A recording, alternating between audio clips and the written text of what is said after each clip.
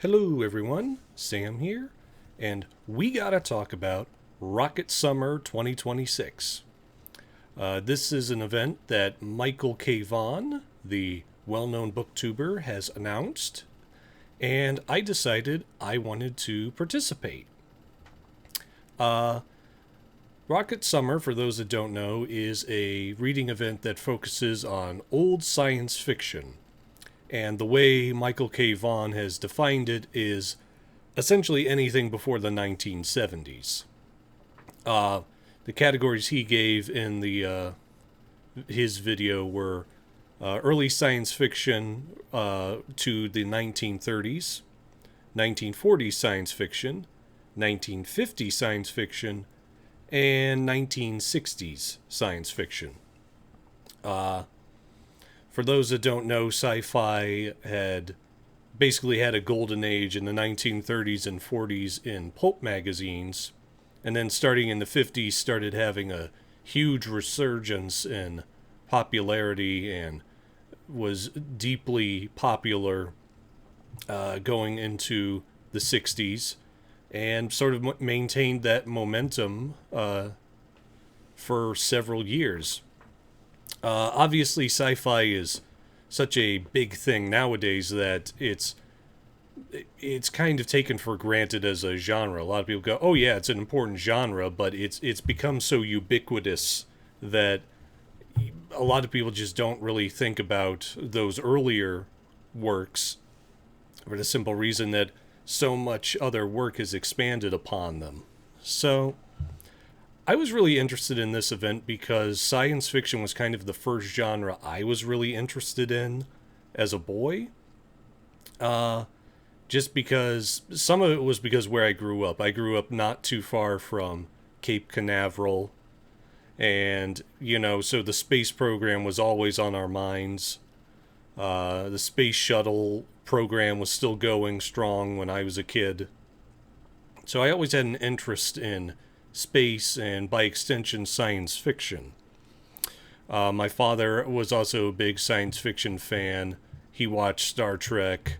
He'd seen tons of 50s and 60s sci-fi films. So it's been something I've been really interested in for a long time. And not just in television and film, but literature. And I was kind of interested in doing this event because I really wanted to focus on a lot of the pulp era science fiction, because a lot of people don't really think of that period of science fiction when a lot of it was in the pulp magazines in the 30s and 40s. Because, yeah, people are aware that science fiction was big in pulp magazines, but a lot of people seem to think more of like the novels and paperback science fiction stories. And I really wanted to do something to talk about certain sci-fi stories that were done in pulp magazines. So, because I have such an interest in sci-fi, I have a lot of to-be-read science fiction stories in my to-be-read list. And so I'm adding a couple of categories to my own reading list for this reading event, because it'll help me work through a lot of my to-be-read list. And another reason I'm doing it is that the upcoming Pulp Fest in Pittsburgh, one of the focuses of the convention this year will be focused on the pulp magazine Amazing Stories, which was one of the most important science fiction pulp magazines for its time. So I do have one story in the bunch of books I have here that was published in Amazing Stories. So that'll be my little reading contribution for the upcoming Pulp Fest. I'm also going to be wearing my UCF cap, the University of Central Florida, because not only does UCF have several strong ties to Cape Canaveral, But before it was UCF, it was actually FTU, Florida Technical University. And their mascot was the Citronauts. It was a combination of an orange and an astronaut. So UCF is a very fitting thing to wear for a science fiction reading event, considering how much they have played a role in the space program, training people to work on the space program. So that's going to be a lot of fun. So, yeah, that's where we're at, and that's what we're going to do. So I have a fair number of books for this reading event, so this is probably going to be a bit of a video. It's probably going to be longer than the June on the Range one, just because I have so much here.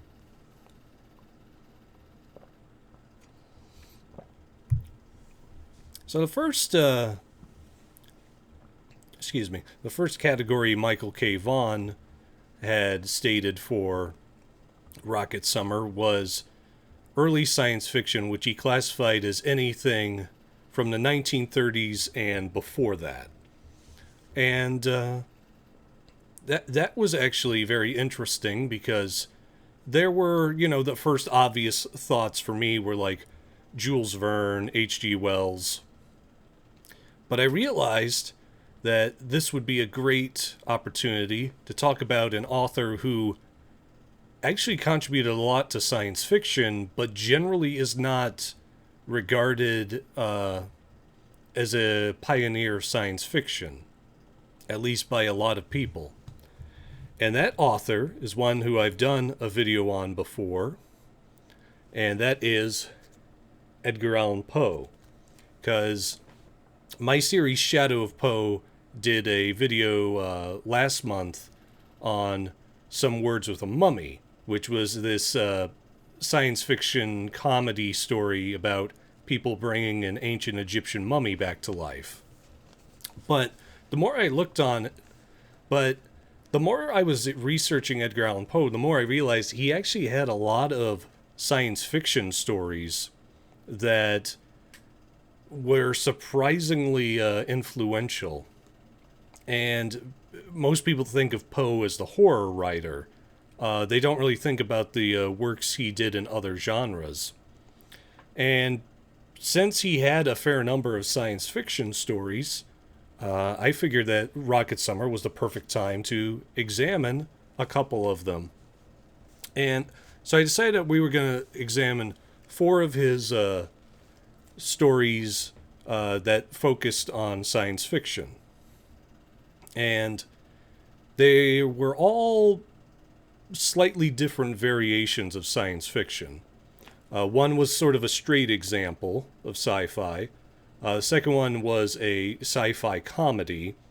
Another one was a hoax. This was something that Poe did where he did hoaxes where he pretended that these scientific advancements happened, but they were actually hoaxes. And the fourth one is a sci-fi horror, because you got to get at least one horror story with Edgar Allan Poe if you're doing anything with him, and he did actually do a sci-fi horror story. The straight sci-fi story is The Unparalleled Adventure of One Hans Pfaall, which is about this man who is trying to escape some debtors who are trying to get their money from him. So he builds this air balloon that, due to some weird calculation, he actually has made it so that he can go to the moon. So that story is examining how this balloon is built and how he's able to get to the moon through this balloon. The sci-fi comedy story is called The Man That Was Used Up. And this is about this narrator who meets a famous army general who isn't fully himself. And as the narrator learns more about him, he learns exactly why he isn't fully himself. it is a comedic thing, but there is a very strong sci-fi premise to the story. I won't spoil what because that's part of the reveal, but it would qualify as science fiction by most people's standards. The hoax piece is the balloon hoax. And this was a piece Poe wrote as a journalistic hoax talking about the first transatlantic air balloon flight. Because when he was writing it, air balloons were very much a thing, but transatlantic travel with them had not quite been achieved. And Poe was writing this as basically partially a hoax to get people riled up, but also to possibly show how this could possibly be achieved someday. And one of the things about Poe was that he liked doing hoaxes because he wanted to see if he was able to write in enough detail that people would buy what he was hoaxing about. So that'll be an interesting read. And the science fiction horror story will be The Facts in the Case of M. Valdemar.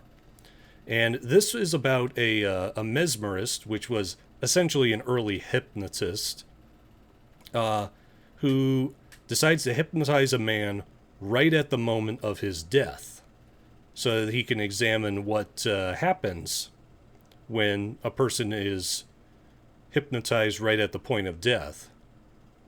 And some bad things start to happen when he does that. So that's going to be running the full gambit of Poe's science fiction stories.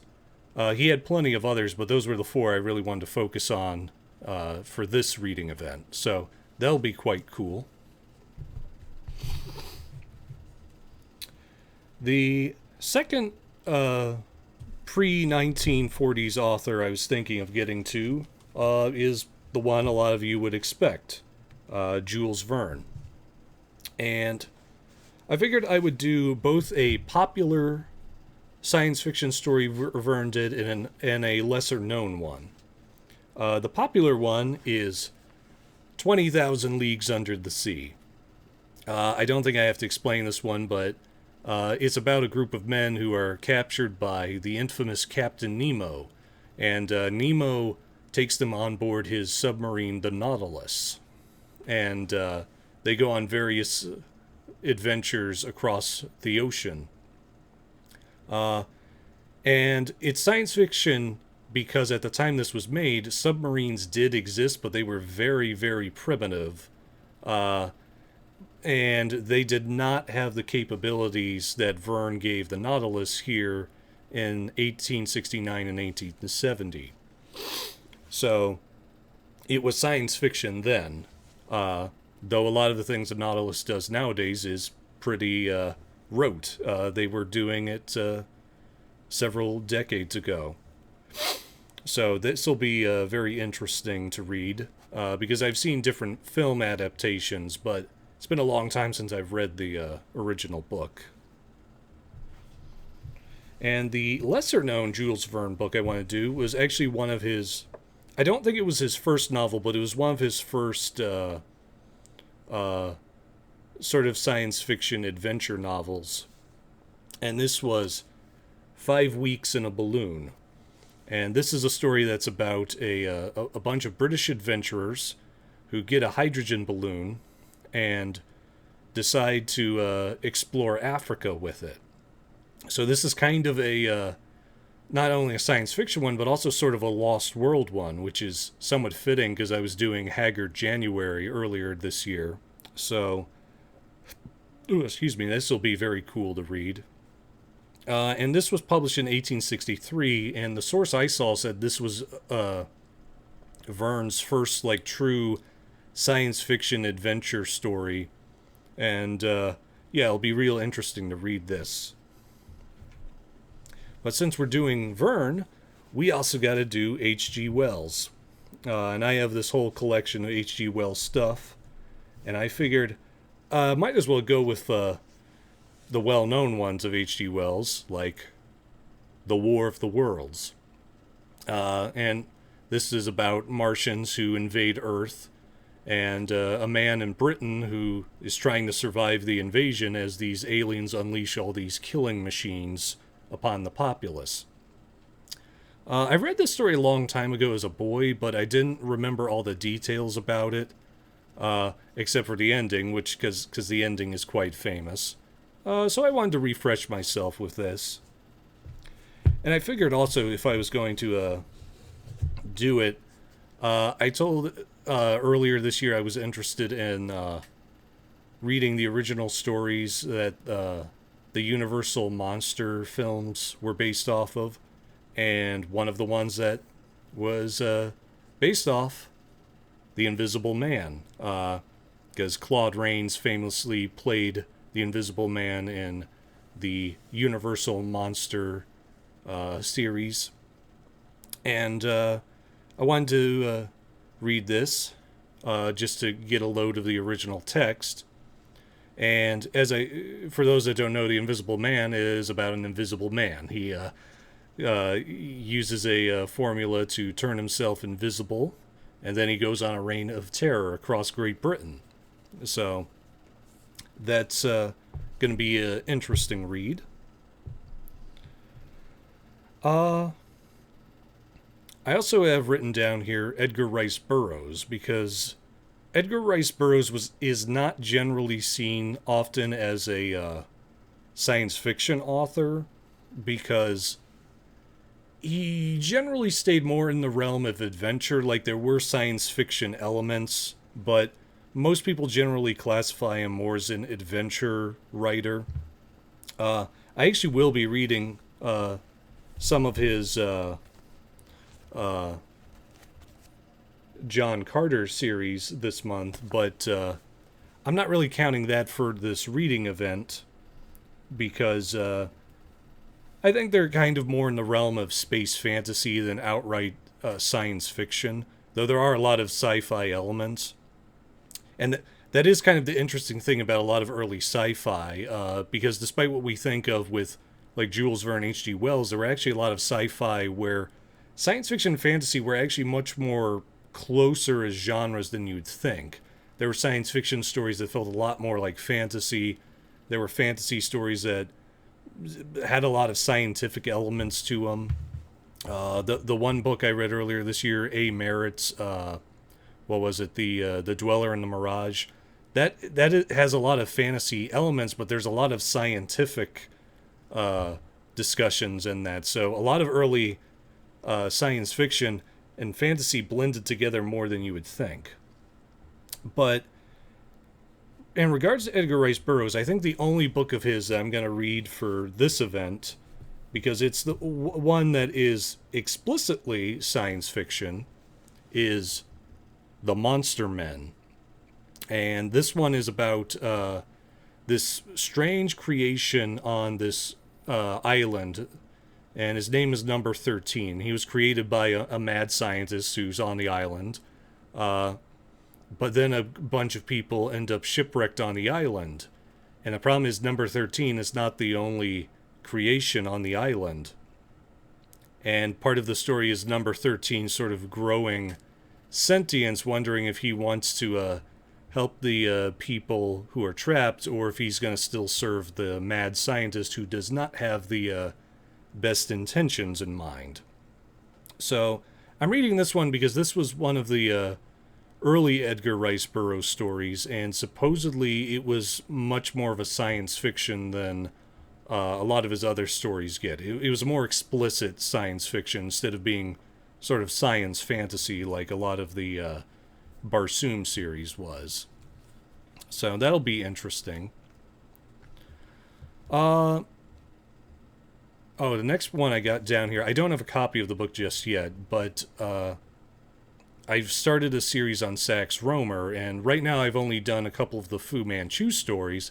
But I looked up the other day, say, hey, did Sax Rohmer have any science fiction stories? And the answer I got was actually he did. And the one that popped up that caught my interest was called Emperor of America.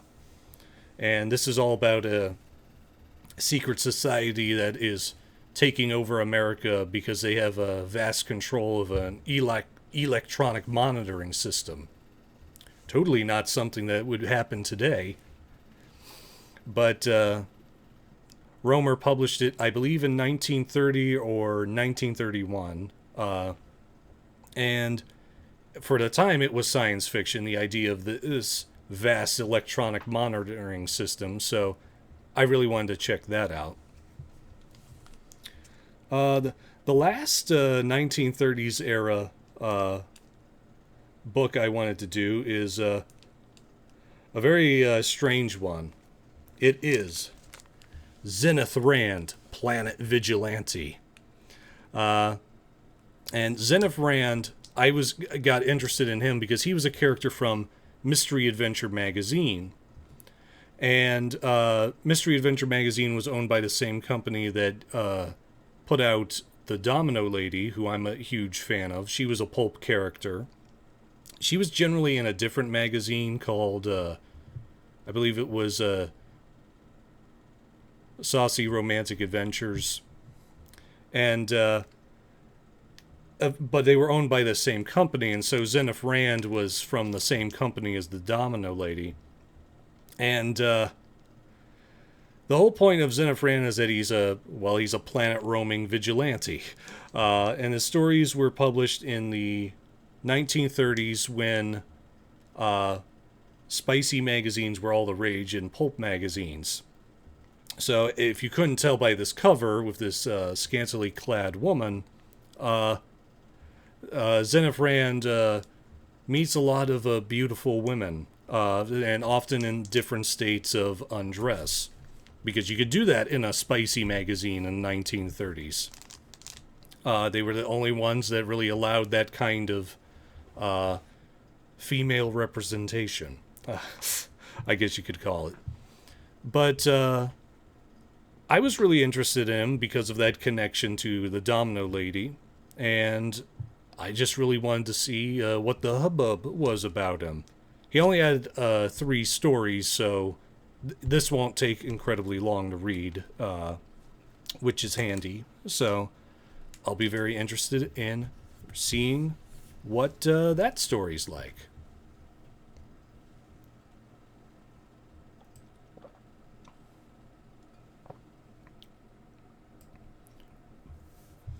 Now, 1940s is the book. The books I got for this one are kind of a interesting bag. The first one I got is, this one is arguably more of a science fantasy than science fiction, but I wanted to use this story because it was done by a well-known science fiction author, Henry Kuttner. And Henry Kuttner was very well known for doing different science fiction stories, though he did a whole lot of pulp genres, like Weird Menace and different science fantasy stories. And so I figured I would do this one that is sort of a science fantasy, but it was pretty close to what a science fiction tale was at that time. And that one is Lands of the Earthquake. This is actually a double book. Lands of the Earthquake is in the front, and this story, Under the Dim Blue Sun, is on the back. It's one of those flip books. This one was put out by DMR Books. Won't be doing Under the Dim Blue Sun for this reading event because that's a more modern story. But Lands of the Earthquake was published in 1946. My mistake, 1947, and it was in the May 1947 issue of Startling Stories. And this story is, in my opinion, sort of important to talk about because science fantasy, as I said before, science fiction and fantasy were more interlocked than a lot of people give credit for. And I really wanted to see how Kuttner wrote this sort of science fantasy at this point in the 1940s. So that was so I'm really this is probably going to be the only true science fantasy I read for this event, but I think it's important to read. The other 1940s story we'll be reading is Lorelei of the Red Mist. And this is actually put out by two authors, LEIGH Brackett and Ray Bradbury. Both absolutely huge science fiction writers of their day. Bradbury is known more nowadays than LEIGH Brackett, but LEIGH Brackett absolutely had a huge influence on science fiction. And this one was published in the summer 1946 issue of Planet Stories. And Planet Stories was one of the big science fiction pulp magazines of its day. So this is going to be interesting to read because it's a collaboration and by two absolutely huge science fiction authors. And Lorelei of the Red Mist is basically about this space criminal who dies in the middle of a criminal operation and awakens in this body of a god that and discovers that the god is trying to be influenced by different parties and like evil sorceresses and things like that. So again, sort of almost a fantasy element here, but that was kind of the thing with a lot of early science fiction. There were just a lot of fantasy elements.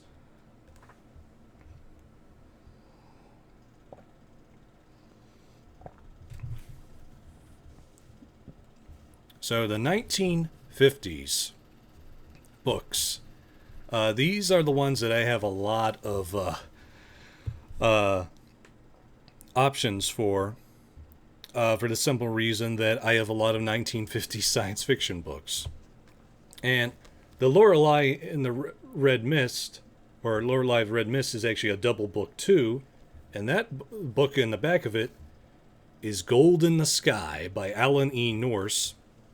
And this was a 1950s story about this pair of brothers who learns that their father died in the asteroid belt. And they have a suspicion that there was foul play from the mining corporation that owns this section of the asteroid belt.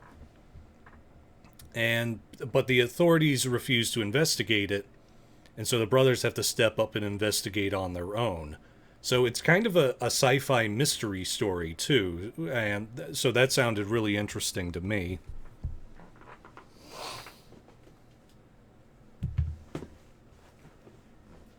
Yeah, I'm having to pick up all these and put them in my lap. My desk is becoming full already. The other 1950s story collection I'm going to do is the Collected Stories of Philip K. Dick, Volume 1. I got the full Collected Stories of Philip K. Dick last year at Pulp Fest. I got the whole collection. And it's the collection that has virtually all of his stories. There's only like 4 or 5 that they don't have. And this is the first one.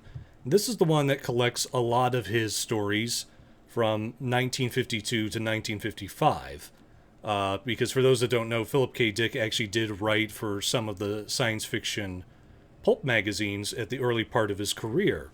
He was more famous for his sci-fi novels, but he did do a lot of short fiction early in his career, and a lot of them are in this one. So I'm going to really enjoy reading this in the coming weeks.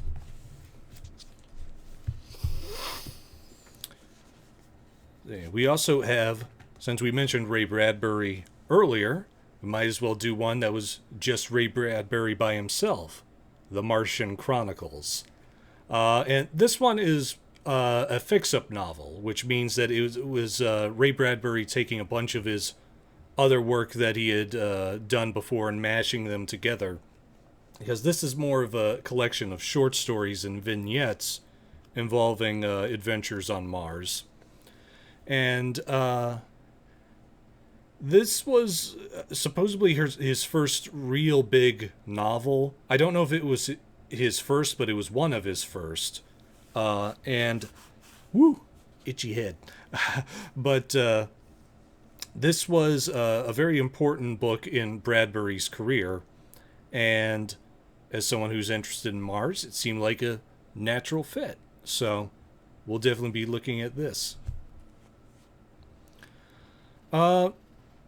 Since we're in the 1950s, I also wanted to talk about an author that I've heard rumbled about before, but who hasn't really gotten as much attention these days as others have. And that author is Alfred Bester. Alfred Bester was sort of a very subtly influential sci-fi writer because he actually worked in a lot of different mediums. He obviously did science fiction novels, but he also worked in comics. He was the creator of the DC Comics villain Vandal Savage. He helped create that character, but he also worked in radio. He worked with he wrote several episodes of the Shadow radio show. So he worked in a lot of different things, as well as science fiction. But I wanted to read some of his science fiction since that was what he was most acclaimed for. And I'll read two of his novels this month. The first is The Demolished Man. And this is about a business magnate who is trying to commit murder in the future. But the problem is that it's very hard to commit murder in the future because the weapons are all heavily controlled, and the universe is dominated by psychics who can read your mind and instantly know when you're up to no good. So this is basically a story about how he's going to try and commit this murder without, setting off the alarms of the psychics. So that was kind of an interesting idea. Kind of reminded me of a Minority Report by Philip K. Dick. And the second Alfred Bester is going to be The Stars, My Destination. I don't know a whole lot about this. Apparently it's about some merchant marine but in space, and he's going for revenge in like some technocratic world. I don't know much about this, so yeah, but I'll be interested. Another author who was more well known in the 60s and 70s, but had gotten his start in the 50s, and who, shockingly, is actually still with us today, is Robert Silverberg. And I wanted to read some of his early work. I decided I was going to read his early novel, The Chalice of Death. And I saw something about Robert Silverberg. He was like in his 90s or something. He turned 91 or 92 recently. So I really wanted to do a book talking about one of his works because he's a hugely influential science fiction writer, and he's one of the few from the that golden age of the 50s that's still with us. So I really wanted to give him his due. And The Chalice of Death was one of his 1950s science fiction works. And it was about this Earthman who's trying to restore Earth's long-dead civilization with some sort of ancient weapon. So I really was curious about that, and this will be a good excuse to check out Robert Silverberg's work.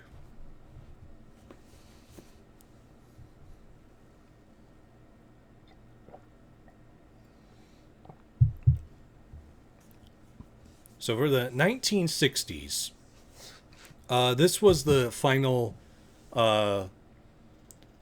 bunch of books that Michael K. Vaughan gave. He said you could do books from 1960 to 1969, which ironically you could do the first two Dune books, because Dune and Dune Messiah were both published in the 60s. But I didn't want to do that. I wanted to do a story by Philip Jose Farmer, because I've really been trying to get into Philip Jose Farmer's work. And so I decided I would read the first installment of his World of Tears story series titled The Maker of Universes. And this is about a man who discovers this like horn in like this empty house somewhere. And when he fiddles with it, it opens a door to the universe. And he falls in. And he learns that the universe he lives in is a universe of tiers, where there's one tier on top of another, on top of another, on top of another. And the only way he can get home is that he has to climb each tier and make his way through that in order to return to his home.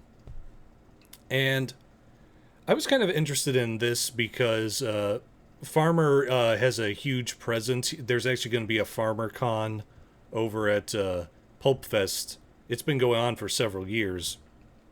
And I really wanted to read one of Farmer's works before I went there, so The Maker of Universes seemed like a good starting point. The other 1960s book is not done by a sci-fi author, is done by a television writer, because it's a tie-in to a very popular science fiction TV show. That TV show being Doctor Who. And this is titled Doctor Who and the Crusaders. For those that don't know, in the 1960s era of Doctor Who, there were a lot of lost episodes, which were episodes that were only shown once before the BBC junked the episodes because they were recorded on tape and BBC wanted to reuse the tape. So there were a lot of lost episodes. And one of the things that BBC did later on, sometimes they would reanimate the episodes to fill in the gaps of episodes that were missing. But other times, they would just put out novel versions of those episodes. And Doctor Who and the Crusaders is one of those. This was a story arc that took place during the first Doctor's tenure, who was played by William Hartnell. And this is basically a story that features the Doctor and his companions getting to Earth, but in classic Doctor Who fashion, they don't get back to the present day of the 1960s, and they don't end up in England. They end up right in the middle of the Middle East during the Crusades. So that naturally causes some issues.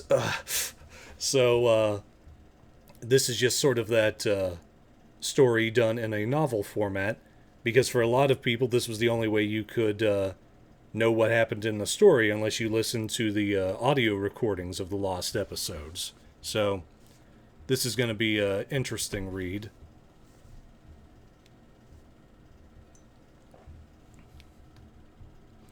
But I've been doing a lot of books, and as I said earlier, one of the big things about science fiction is that science fiction did have plenty of books. Many of them did come from paperbacks and hardcover books, but a lot of them came from the pulp magazines. And I said, you know what, for this event, I really want to do a couple of entries and a couple of videos, based on demonstrating the various sci-fi pulp magazines that heavily featured these science fiction stories for several decades, really. And so I've got a couple of them that I'll be reading this month.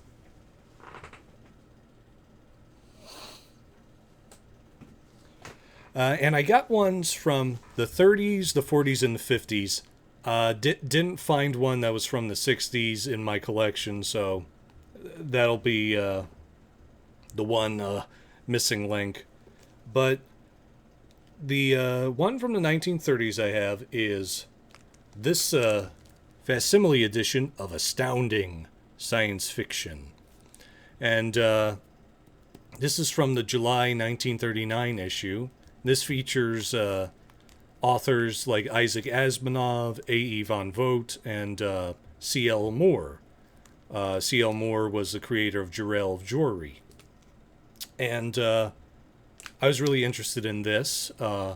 It's not in a magazine format, it's in a hardback, because this was sort of a reprint of a facsimile And this was done several years later. I think this was made in like the 70s or 80s. But this is the original July 1939 stories done in a hardback format. For the 1940s, I decided to whip out a classic issue of Planet Stories. Planet Stories was one of the big science fiction magazines of its era during the pulp era. Put out by Fiction House magazines. Fiction House was interesting because they were actually huge pulp publishers and huge comic book publishers. So they had Planet Stories, but they also had Planet Comics. And in another video I'll be doing here in a little bit, they had Jungle Stories for the pulp magazines and Jungle Comics for their comic books. So they were a double hitter, and they were an ambidextrous hitter, you might say. But I got this one partially because it has a story by LEIGH Brackett, but it was also from a very prominent pulp magazine of its day. These other two are from the 1950s, and it is Out of This World Adventures #1 and Out of This World Adventures #2. I don't really know much about these. These were for sale on Steger Books sometime a few years ago. And they're facsimile editions, but they have some interesting names attached to them, like Ray Cummings, Basil Wells, A.E. Vaught, names I've heard of before. So I figured I would check these out as well.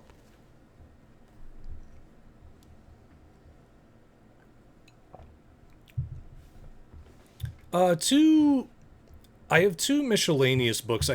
In my notes, I called these miscellaneous books because they didn't quite fit into a clean category of the 30s, 40s, 50s, and 60s sci-fi.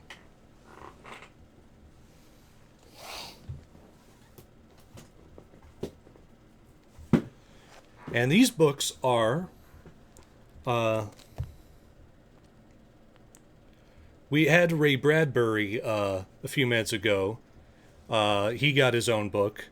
But I thought, well, you know what? Since Ray Bradbury got his own book, Leigh Brackett ought to get her own book. Even though she and Ray Bradbury collaborated for Lorelei, I said, you know what? Leigh Brackett deserves her own book. So I'm going to do this. The Illustrated Stark. This is by Cersova Publishing. And this features the character, I believe his name was John Eric Stark. No, Eric John Stark. I just read the back. Eric John Stark. And he was this planetary adventurer who went on various adventures through our solar system. This collects his 3 stories. Let me make sure I got these right. Queen of the Martian Catacombs, The Enchantress of Venus, and Black Amazon of Mars. So I've read these before. I actually read this in the first edition Cersova put out. Unfortunately, I put a bunch of books on top of that one, so it kind of got bent.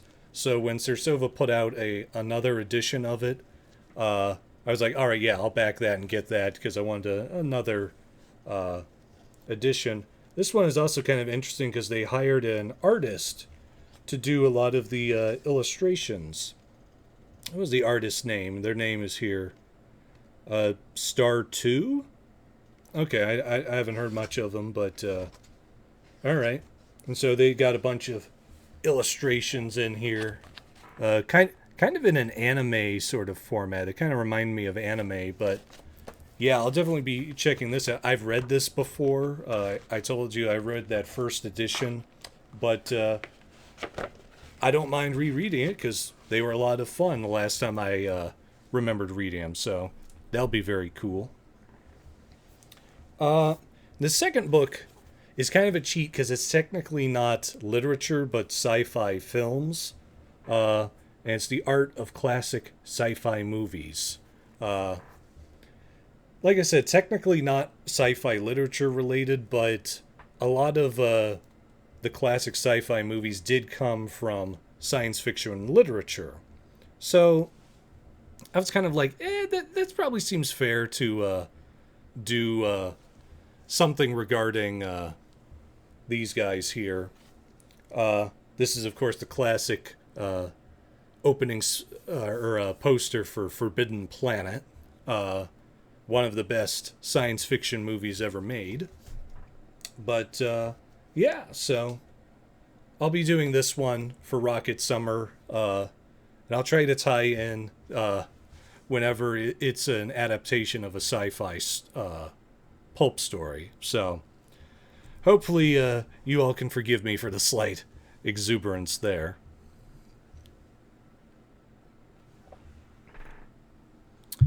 So, one more thing I have to get.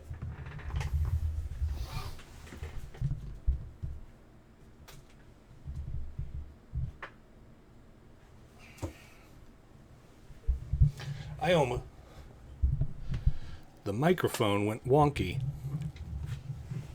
But one thing I forgot to forget is that Michael K. Vaughan was mostly focused on classic science fiction literature. But as I was going through my collection, I realized that during a lot of the periods of these classic science fiction literature was also the time when there were a lot of classic science fiction comics. So I was kind of going, you know what? I should read some science fiction comics during Rocket Summer as well. And that's what I'm going to do. So I'm going to show a couple of comics that I'm going to, be reading. And these are all ones from the 30s to the 60s, so they fit within the theme. The first is the Spider Queen. This was a character with spider powers well before Spider-Man, and the whole idea is that the Spider Queen is a widow who learns, not a black widow, but a widow who learns that her late husband invented web fluid that could allow people to swing around like a spider. And so in order to avenge his death, she decides to become the Spider Queen. So as you can see, it's a very thin collection. All of these you see will be from Gondwanaland Comics. This is a thin collection. I think there was only 3 or 4 stories with her.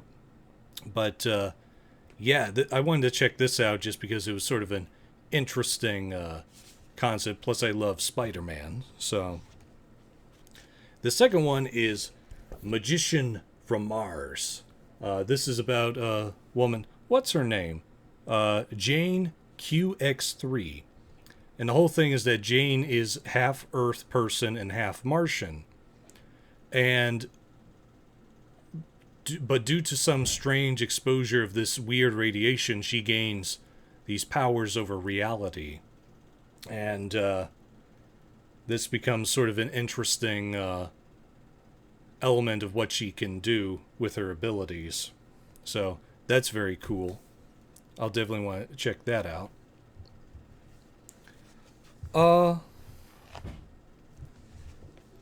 Where's the next one?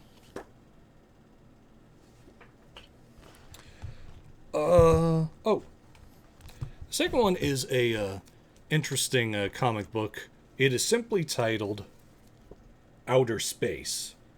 And this comic is exactly what it sounds like. It's about stories that take place regarding outer space. And it was apparently done in the 1950s, but it also had a brief one-issue revival in the 60s, which is actually included in this one.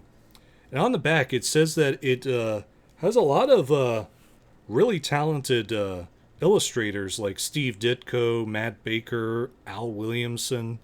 So I was like, oh yeah, this sounds real interesting. I'd really like to check this out. So aside from it involving outer space adventures, I don't know what else is in it. But yeah, that's going to be very cool to read. The rest of these stories all involve Planet Comics. If you heard me a few minutes ago talking about Planet Stories, well, Fiction House put out a comic version of that publication called Planet Comics. So, all the characters I'm about to talk about now come from Planet Comics. And first one I'm going to talk about is Norge Benson on Pluto. Norge Benson was basically this Earth boy who was on a spaceship and for reasons unknown crashed on Pluto. Don't know what the reasons for that are, but he lands on Pluto and he learns that it's basically an Arctic wonderland. There's like polar bears and penguins, you know, what you'd expect in the Arctic. So it's kind of that old sort of comic booky way of portraying planets where they all kind of look like certain Earth locations. And so I was like, okay, that seems kind of cute and quaint. That might be fun to read. The second character we'll be talking about is Futura. And Futura was this girl on, I believe it's meant to be a future Earth. It's Earth sometime in the future. But she gets kidnapped by aliens and taken to this alien planet. And despite her seeming normality, she steps up to become a rebel leader and try to overthrow the alien overlords on this planet. It's essentially, reading it kind of sounded like Flash Gordon. That's kind of the premise, the Flash Gordon, as I remember it. But I was kind of interested in seeing what a female version of that story concept would be like. So I'm really interested in that. The next character from Planet Comics that I was real interested in is Gail Allen and her Girl Squadron. And this is a story about a group of female intergalactic law enforcers who battle evil in the name of the Universal Space Patrol. And even though they're going to these harsh environments, fighting these dangerous creatures and people, they always make sure to dress as well as they can with great outfits. So that one was kind of I was like, okay, that might be fun. And on the back of the Gondwanaland edition, it says, "These women forge on to fight injustice and manage to do it without covering their legs or messing up their hair." So it's essentially a 40s, 50s a sense of a little bit of cheesecake by the sounds of it. So it might be interesting. I have a weak spot for comic heroines that fight in fancy costumes. I just think they're neat. Since we're doing Planet Comics, I decided I was going to read volumes 1 and 2 of the Gondwanaland editions of Planet Comics, because I figured it was only fair to check these out and see how these Planet Comics were done, especially in comparison to Planet Stories. So that's going to be a lot of fun.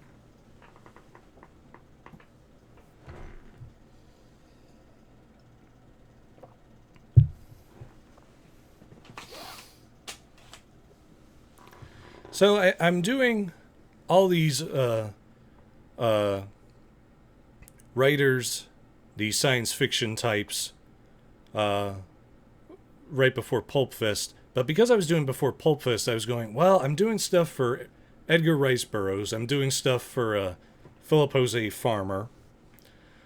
Can I do any sci-fi stories for The Shadow and Doc Savage? Because the Shadow Con and Doc Con are both going to be at Pulp Fest too.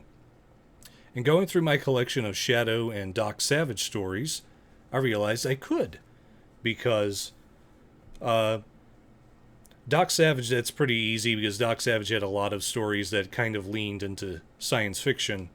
It's a little harder with The Shadow because the Shadow's writer, Walter Gibson, generally leaned more towards to reality as close as he feasibly could. But there actually were a pair of Shadow stories that had very science fiction elements to it.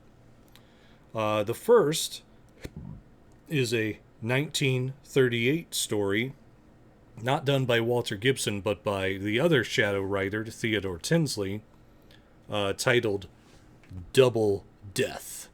And the premise of Double Death is that the Shadow is trying to investigate this mysterious criminal who is able to kill people twice. He kills them once, then they somehow come back to life, and he's able to kill them again. And this is a very baffling thing for the Shadow. So it's him trying to figure out that mystery. And since this is a Sanctum reprint, it's got a second story in it titled The Robot Master. Now that one was by Walter Gibson. And it's exactly what it sounds like. It's about a robot master who controls an 8-foot-tall robot to do crime. So, yeah, the robots in science fiction, it seems appropriate to read that for a science fiction thing, especially since that one was in 1943. So it's within the parameters of this reading event. So that'll be very cool. In regards to the Doc Savage story, I only wanted to read one because I'm trying to read through a couple of other Doc's stories. But I had this one, this small paperback I bought from my local used bookstore.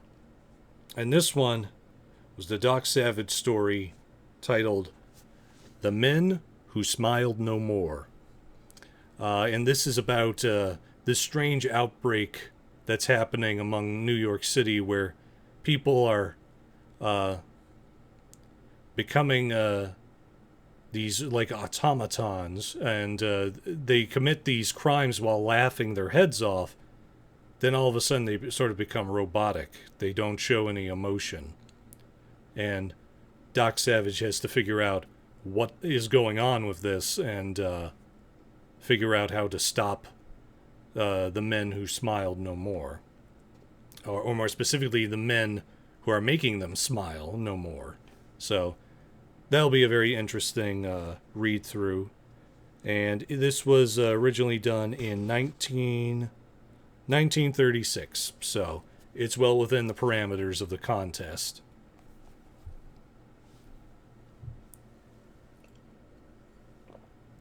So that is all I am doing for this contest. Like I said with June on the Range last month, I'm not expecting to get to all these, but I want to get to a fair number of them. Some of them because some of them are tied into Pulp Fest. But yeah, I'm hoping to get to a lot of them and that we can have an interesting time reading them. I'm also really excited because there's a large variety here, and I'm really looking forward to reading these and seeing the variety we can build out of this. So this should be a lot of fun. Thank you to everyone who listened, and I know this has been a while, but I hope you guys enjoy the reviews as they come throughout July. So thank you very much, and keep your beakers warm for science. All right. Bye.